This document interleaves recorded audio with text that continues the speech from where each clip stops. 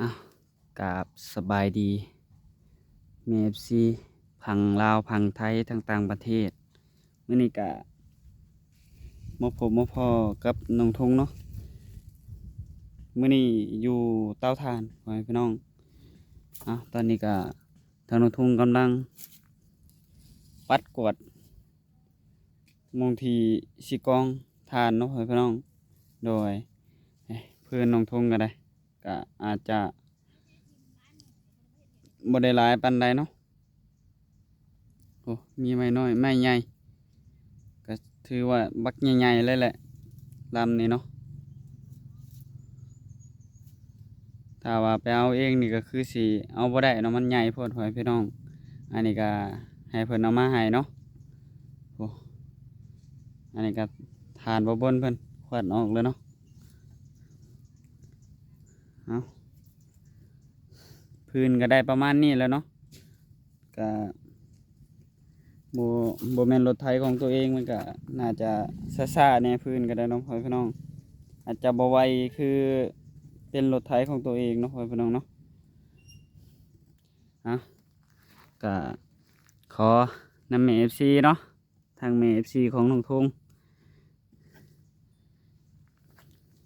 ขอนำเนาะทางน้องทงก็อยากได้รถจักรคันพ่อแม่พี่น้องพอได้บ่ได้จ้างเพิ่นพ่อแม่พี่น้องเนาะขอได้เด้อเนาะเมฟซีอยากได้รถไถจักรคันเด้เนาะตอนนี้ก็ใส่รถไถเพิ่นก็บางทีก็หลายคู่หลายคนเพิ่นแก่เนาะพ่อแม่พี่น้องเนาะตอนนี้ก็ทางน้องทงก็ได้พื้นประมาณนี้เนาะพ่อแม่พี่น้องก็มีพื้นไม้ใหญ่ไม้น้อยแน่ทางนี้ก็ไม้น้อยถ้าว่าได้เป็น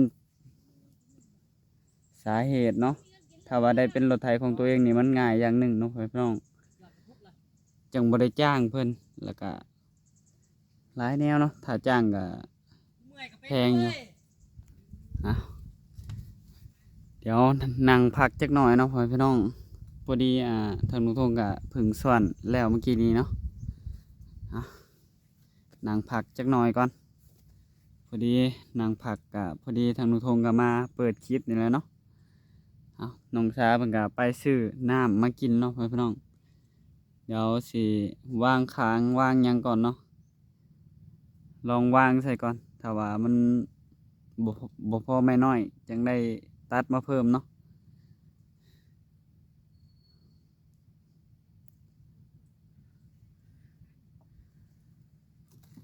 ทางลุงทงก็ขอนำ FC เพิ่นนี่แหละเนาะพ่อแม่พี่น้องทางลุงทงหาเองก็บ่ฮู้ว่าสิได้หรือบ่เนาะก็มีแต่ได้พอได้กินทางลุงทงก็ได้ขอนำ FC เพิ่นอยากได้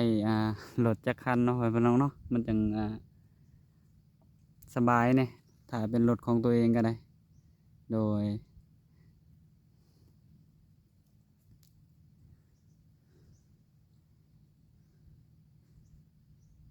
รถไถเพิ่นก็บ่ค่อยว่างเนาะถ้าจ้างเพิ่นก็แพงรถเพิ่นก็หลายคู่หลายคนเพิ่นแก่ก็ย่านมันเพคือกันเนาะพ่อพี่น้องเนาะก็เพก็บ่แม่นสิแปลงถึกๆเนาะทางทุ่งก็เคยเอาไปแก่ตอนนั้นเนาะพ่อพี่น้องเนาะเคยเอาไปแก่แล้วมันปีนเนาะมันปีนเท่านึงทางทุ่งขับก็ได้แต่ว่าครับตอนนั้นมันลงห้องพ่อพี่น้องมันคากับไม้ยาวเนาะตอนที่ ทางทุ่งเอาอันนั้นเอาไม้เฮือนลงทงไปตะกี้เนาะนี่แหละเพิ่นจังยานมันเพพ่อแม่พี่น้องเอ้ยมือเถื่อมันพลาดขึ้นมาเนาะถ้าว่าเป็นรถไทยของตัวเองยังใครแหน่จักหน่อยเนาะพ่อแม่พี่น้องแต่ว่ามันก็ผิดพลาดเนาะ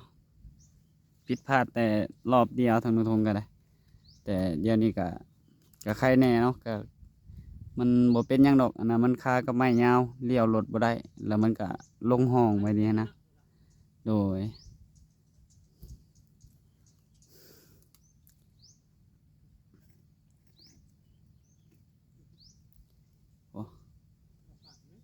เดี๋ยว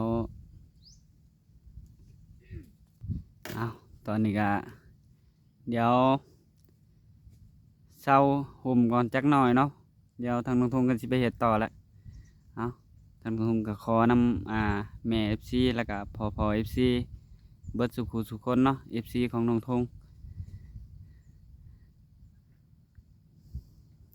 ให้ได้รถไถจักคันพอได้มาแก่พื้นใส่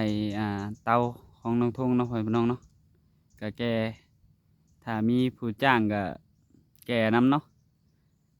ก็ขอนำแม่ FC เนาะพ่อพี่น้องโดยนำแม่แล้วก็พ่อสุขุสุขคนเนาะโดยเดี๋ยวทางน้องทงก็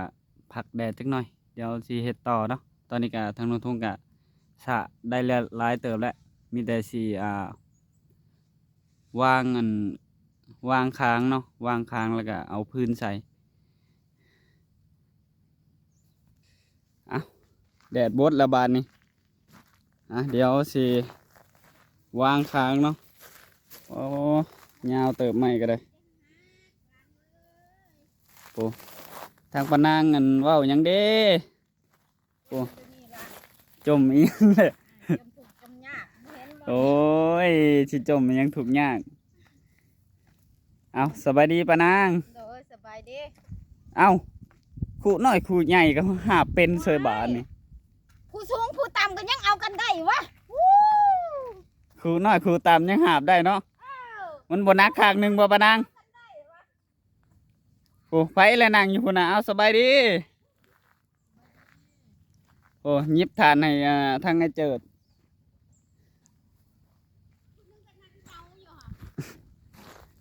เดี๋ยวทางทงสิวางค้างเลยเนาะตอนนี้ก็กวาดเรียบร้อยแล้วก็อาจจะเต้าบ่อคอยใหญ่ปานใดเนาะทางทงเห็ดเต้าน้อยๆเนาะวางค้างก่อนถ้าว่าพื้นบ่พอจังใดก็ไปตัดมาเพิ่มตามเบิ่งแล้วก็บ่พอดอกพื้นเนาะ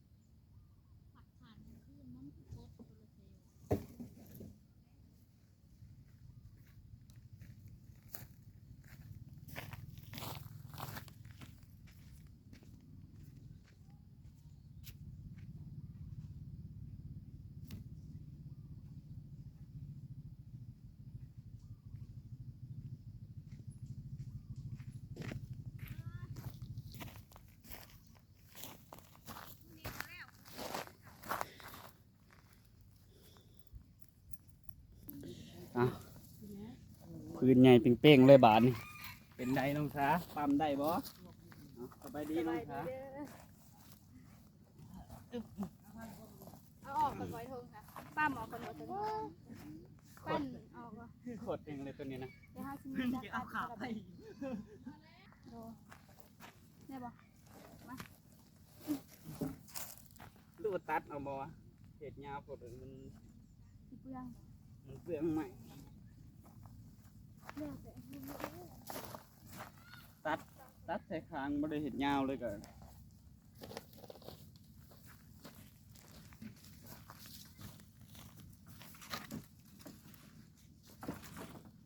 เอาค้างมันนี่ทงไปโชว์ได้เห็นบอกใครที่ค้างก็ถ่ายทำเถอะนี่ทงได้บ่สำเนียงได้อยู่เดี๋ยวคอยเลือกค้างมันขึ้นไปเด้อ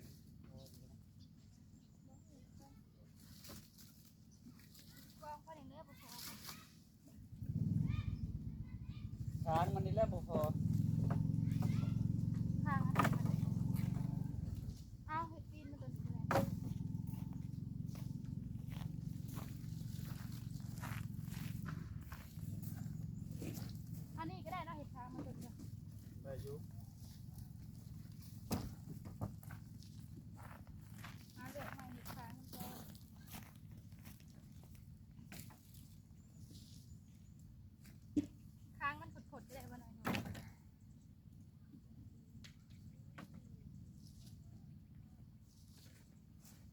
กันหลายอัน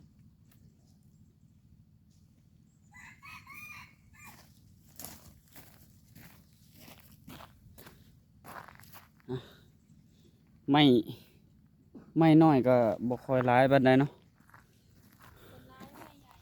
ส่วนหลายมีแต่ไม้ใหญ่เนาะอันนี้ก็น่าจะตัดบ่วะถ้าว่าบ่ตัดถ้าว่าเฮ็ดยาวแบบนี้มันก็อยากเปลืองไม้นี่เพราะว่าเฮ็ดยาวแบบนี้มัน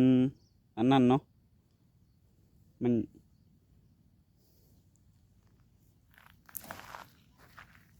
ันก็ได้อยู่ถ้าว่าเฮ็ดยาวแบบนี้ก็แต่ว่ามันเปลืองไม้แน่ถ้าว่าตัดเพราะห้องอันแบบคืนก้อนอัน ไอ้ทงกายเลย ก้อนดินจีนะเพิ่นเอามาอันห้องใส่อะแต่ก่อนเพิ่นหาเอาดินจีดอก เดี๋ยวแบบนี้ก็ได้เอาประมาณสำนีเลยทงพ่ออะไรสำ เฮ็ดเต้าน้อยมาน้องซะ โดย แต่ว่าฟื้นเฮาตีบักใหญ่เลย มาห้องไปกันคือใหญ่ก็ปนกับพื้นน้อย บ่อะเอาถ้าว่าบ่พอจังได๋ก็ ไปตัดใหม่ ตัดเพิ่มใส่เนาะกองก่อนมื้อนี้เดี๋ยวสินั่นเนาะ ไอ้ทงมันจะมีต้องตัดบ่ วางใส่ก่อนบ่ได้จังตัดมันวางกะมันพอแล้วก็เฮาก็ตัดตามหลังก็ได้ เอาทำไรนี่บ่ เอาห่างๆในจังหน่อยก็ได้ เก็บเองเดี๋ยวเขาจะไปเลือกไม้ก่อนเดี๋ยวไปหาเนี่ยมาตัด เห็ดตั้งไงล่ะล่ะมันน่าได้จุดตั้งหน่อยอ่ะลูกทั้งหมด3 หลอดจุดทีหนึ่งโอเค อันนี้ฮะก็ได้ประมาณ2รถ หลอดที่ทานจุดรอดน้อง รถที่ท่านจุดเลยว่า แมน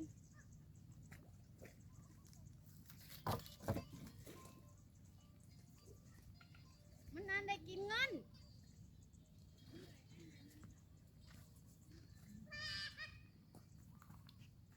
นี่ให้หนวดปากอ่ะ2 หลอด 3 หลอดกระจุดรอด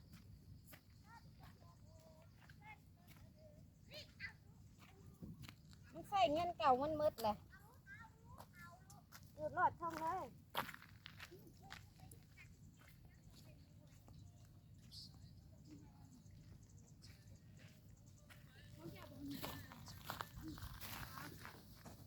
ตอนนี้ทางไอ้ทงฝนกำลังสิตัดหมอนนั่น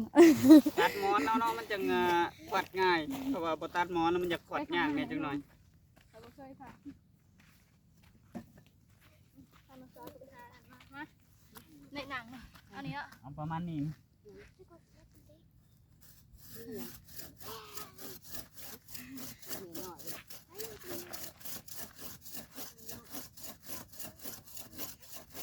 เอาจักเอาจัก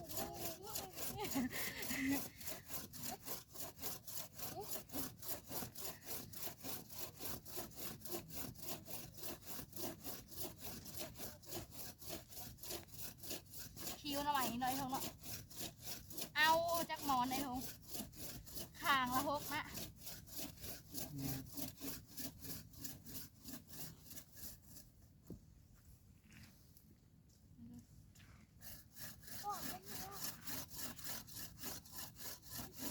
ข้างละ6ข้างละ คางละ3 ข้างละ3บ่แม่นข้างละ6บ่ผิดเลย คางละ3นะเห็ดเต้าหน่อยเอาพอได้จูดเอาไอ้ทง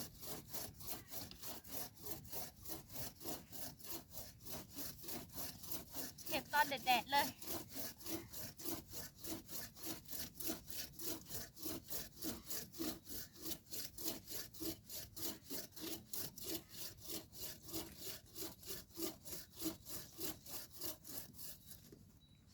บ่เป็นหยังดอกเนาะสู่แดดสู่ฝน ไอ้ทงไปหาใหม่คือซุ้มให้เจ้าหนัง ไม่อันได้สูงๆมันนั่งอันนี้ก่อนก็ได้นี่ คางละ3นะเขาเห็นนะโดยเขา นี่ ไอ้ทงหาบนนังให้แต่เจ้าได้สักสิ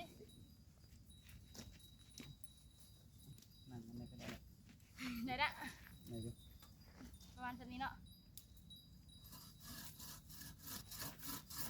มันน่ากินข้าวคูนะ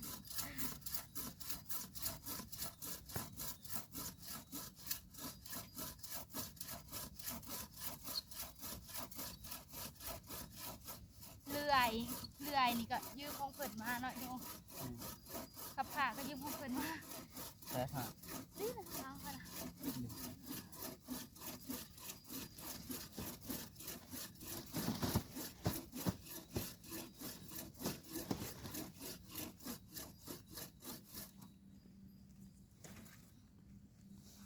เนาะ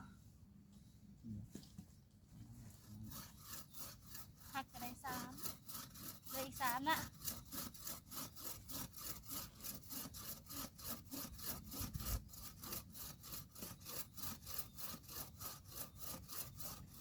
ลอยแขนได้ถืออีก พักผ่อนก่อนก็ได้เพราะว่า อันนี้ก่อนจังหน่อยนึงตัดให้มันขาดก่อน ตอนแรกว่าสิอันเฮ็ดยาวเลยเนาะแต่ว่ามันยานมัน อันนั้นเนาะยานมันยากเนาะบัดยามขวัดเผยพี่น้องเพราะว่าทางพื้นมันบ่ได้ใหม่เนาะค้างที่วางทางพื้นมันบ่ได้ใหม่ก็เลยมาตัดเอามันจังสบาย มันจังขวัดง่ายเนาะบัดขวัดกะอันนี้ก็ยืมเลื่อยกับยืมผ้าของปานางกับปบนมาเนาะพี่น้องมื้อนี้ทั้งปานางเพิ่นก็ถมทาน เราบ่ได้ไปตัดพื้นมื้อนี้ สี เราถมทาน มาสีให้มันครบก่อนเนาะ ฮะ ตัดให้มันครบก่อนเรืออีกจังอันเรืออีก3อันนะ บ่ได้เหลืออีกหลายอันอยู่ได้ เอาจะถั่วขางมาซะ ทางละ3เฮามันเรียนมาที่ก็หลายอันอยู่นั่นแหละเฮาก็ตัดไปเลย เนาะที่มาพบกันเนาะก็คือตามหน่อย เฮาวางไปนี่เฮาต้องเห็นเรียนไปแต่ละ อ๋อนี่ฮะ แต่ละอันเฮาก็เรียน อ๋ ล อง ไป 3อันเนาะโอ้ย เบื้องละ3นี่อัน แถวหนึ่ง3อันเจ้าของกัน อธิบายก็บ่ถูกบัดนี้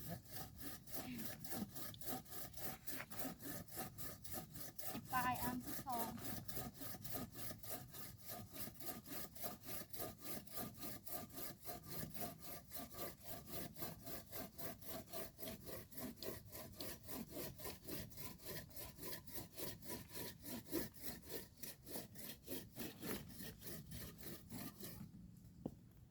ตัวนี้มันน้อยพุ่นเอาตัวเปลี่ยนเบิ่งก่อนมันถ้ามันบ่พอเฮาจึงเอาตัวน้อยตัดก็ได้พักปลาจูดเอาตัวใหญ่มาเท เดี๋ยวทงกินปลาดุกเสียปาก กินเลยไปสูงเถอะ ยังบ่ได้กินข้าวเช้าบ่ปานาง เสียงปลาเสาอีกแล้ว บ่กินข้าวเที่ยง นี่บ่ป้า จักโมงแล้ววะ ป้าจะเอาสูงๆนี่เลยบ่ อ๋อ ห ตัว รือ นี้ ว่า ได้ ทางนั้น ได้แล้วตัวนี้ก็ได้แล้ว ป้าขยาย โอ้ยสูงก็ดีแล้วมันจังนะ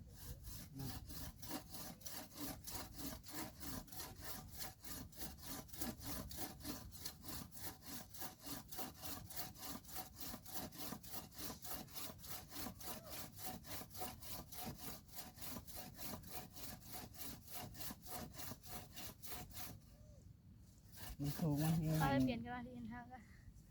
เจ้าขึ้นข้างนั้น มันสูงมันแหงใหม่ง่าย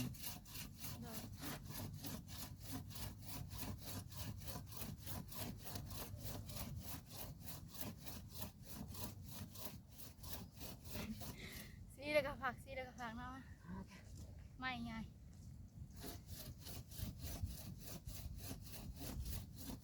เอาไปเห็ดเบียกเข้าไปสู้แดดสู้ฝนหนาแดงเห็นที่อยู่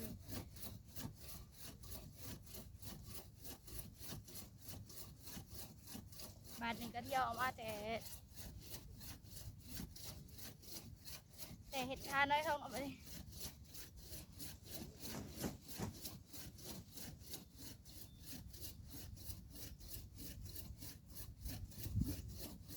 ไอ้ทงคนเป็นคนส่วนที่เลื่อยขึ้นข้างยังบุขาดด้วย แต่เวลาเท่าไหร่ เดี๋ยวไปมา บ่ลงตัดสั่นเพราะว่ายังไหลลงเลยเอาหญ้าเถอะประมาณนี้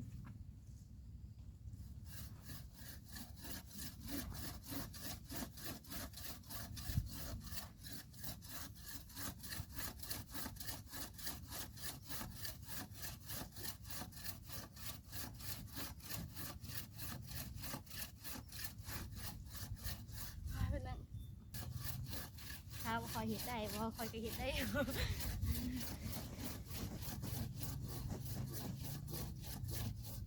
ทำขาหอยเลย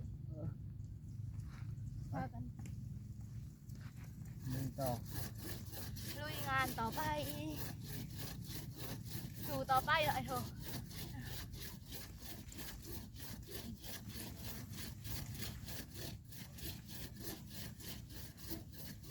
นั่ง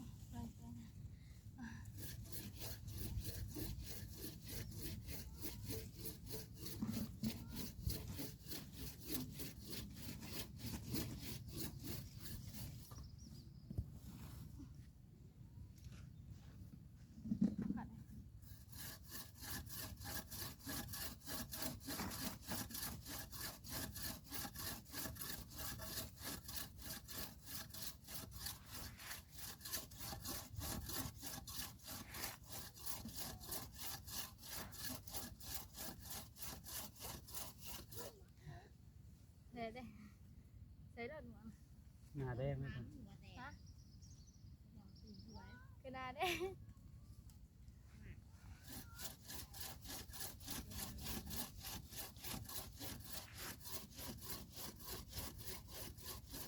หนาแดงหมดเลยใส่ได้หมดนะ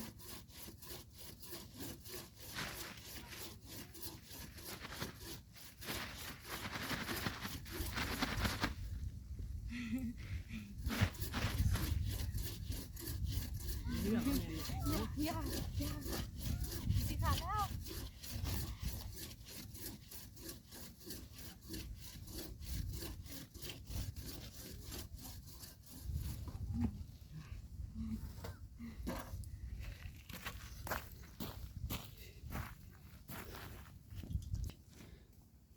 ตอนนี้ก็ตัดได้หลายเติบเนาะตอนแรกว่าสิวางยาวเลย แต่ว่าไม้มันบ่อยากพอนะเห็ดขาอันนั้นนี่มันนี่ห้องตีนมันเนาะแต่ไม้บ่พอพ่อแม่พี่น้องยานไม้บ่พอเนาะก็เลยตัดแบบนี้มันก็จังพอเนาะท่านผู้ชมก็สิได้จบคลิปไว้เพียงเท่านี้เนาะพ่อพี่น้องเนาะทางลุงทงว่าผิดพลาดประการใดก็ต้องขอโทษขออภัยนำ FC เบิดทุกคนเนาะก็ทางลุงทงก็ขอนำแม่เพิ่นเนาะที่เรื่องรถไถเนาะหรือว่าพ่อแม่เนาะแม่ FC เบิดทุกคนเนาะอยากได้รถไถจักคันเนาะถ้าว่าหาเองก็คือสิบ่ได้เนาะมีแต่พอได้กินพ่อพี่น้องเอ้ยโดยทางลุงทงก็ขอบคุณเนาะทางเมดซีทุกคนเนาะที่ให้กำลังใจแล้วก็เบิ่งคลิปของลุงทงตั้งแต่ต้นจนจบที่บ่ข้ามโฆษณาเนาะทางลุงทงก็สิได้ลาไปก่อนเนาะสบายดี